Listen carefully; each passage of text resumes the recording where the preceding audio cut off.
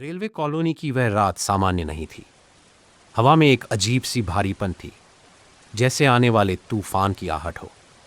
मकान नंबर 27, जो अपनी सादगी के लिए जाना जाता था, उस रात एक ऐसे रहस्य का गवाह बना जिसने व्यवस्था की नींव हिला दी। सुबह के 5 बज रहे थे। सूरज की पहली किरण अभी बादलों की ओट में ही थी कि एक ऐसी गूंज उठी जिसने कॉलोनी की नींद उड़ा दी। वह चीख नहीं थी। चीख में डर होता है, लेकिन उस आवाज में एक साक्षात्कार था। ऐसा लग रहा था जैसे किसी ने उस सच को छू लिया हो जिसे छूना मना था। पुलिस जब अंदर पहुंची तो दृश्य किसी डॉक्यूमेंट्री फिल्म के शॉट जैसा था। आरव मेहता, जिसकी उम्र 42 साल थी और जिसकी आंखों ने दुनिया के न जाने कितने सच अपने कैमरे में कैद किए थे, आज खुद एक ठहरे हुए दृश्य का हिस्सा था। वह अपनी मेज पर बैठा था। उसकी आंखें खुली थीं, लेकिन उनमें अब कोई हलचल नहीं थी।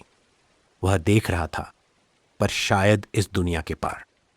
सामने एक हार्ड ड्राइव रखी थी, काली, बेजान और बिना किसी लेबल की।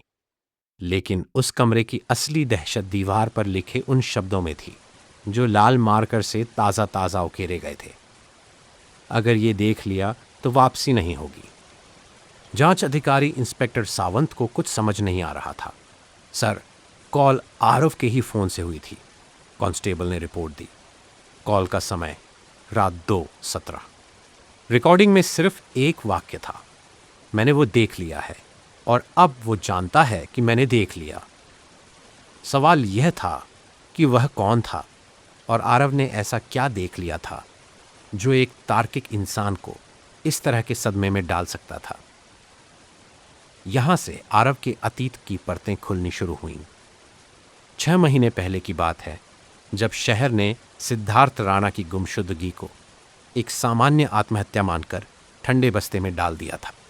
सिद्धार्थ एक मेधावी डेटा एनालिस्ट, जिसकी जिंदगी सिर्फ नंबर्स और पैटर्न्स के इर्द गिर्द घूमती थी। उसकी कार लॉक मिली थी, जूते अंदर थे, फोन नदी किनारे मिला, लेकिन शरीर कभी नहीं मिला।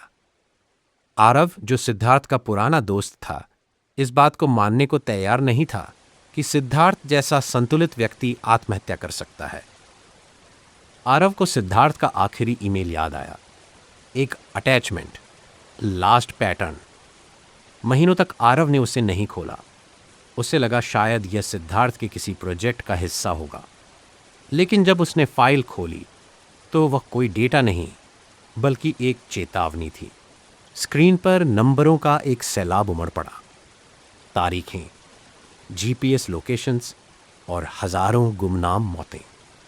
आरव ने महसूस किया कि पिछले 12 सालों में हुई कई मौतें, जिन्हें एक्सीडेंट या सुसाइड कहा गया, असल में एक बड़ी योजना का हिस्सा थीं। जैसे जैसे आरव गहराई में गया, उसे एक पैटर्न दिखने लगा। हर मरने वाला व्यक्ति मरने से पहले एक ही तरह के सवाल पूछ रहा था, हमारा डेटा किसके पास है, या हमारे फैसलों के पीछे किसका दिमाग है। आरव ने अपने कैमरे को ऑन किया। उसने सोचा कि वह इस सच को रिकॉर्ड करेगा, लेकिन उसे अंदाजा नहीं था कि सच खुद उसे रिकॉर्ड कर रहा है। तीसरे दिन की सुबह उसके दरवाजे पर एक लिफाफा मिला। अंदर एक पेन ड्राइव थी। आरव ने जब उसे अपने लैपटॉप में लगाया तो उसके पैरों तले जमीन खिसक गई। वीडियो में आरव खुद था, पिछली रात अपने ही बिस्तर पर सोता हुआ। टाइम स्टैम्प था, रात 3:11। कोई उसके बेडरूम तक आया था, उसे सोते हुए रिकॉर्ड किया और बिना उसे जगाए चला गया। यह कोई धमकी नहीं थी, यह एक प्रदर्शन था कि सिस्टम जब चाहे, जहां चाहे पहुंच सकता है। आरव ने घबराकर खिड़कियां सील कर दी, लेकिन डर तो उसके घर के अंदर पहले से ही था। उसने सिद्धार्थ के पुराने डेटा में एक नाम खोज निकाला, प्रोजेक्ट निर्वात। यह नाम किसी भी सरकारी रिकॉर्ड में नहीं था, लेकिन यह हर उस मौत के पीछे एक परछाई की तरह मौजूद था। जब उसने एक रिटायर्ड खुफिया अफसर से संपर्क किया तो उसे सिर्फ एक सलाह मिली, रिकॉर्डिंग बंद कर दो, क्योंकि यह सिस्टम अपराध नहीं करता, यह सुधार, करेक्शन करता है। और अगली सुबह वह अफसर भी एक रहस्यमयी हार्ट अटैक का शिकार हो गया। अब आरव अकेला था। उस रात मकान नंबर 27 का दरवाजा बिना खटखटाए खुला। आरव ने भागने की कोशिश नहीं की।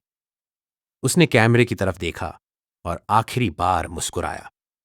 उसे पता था कि कैमरा उसे नहीं देख रहा है, बल्कि वो उसे देख रहे हैं। दीवार पर लाल मार्कर से लिखा गया संदेश आरव का आखिरी बयान था।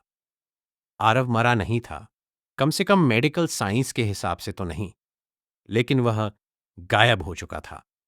उसकी आत्मा उस सच के बोझ तले दब गई थी जिसे वह सहन नहीं कर सका।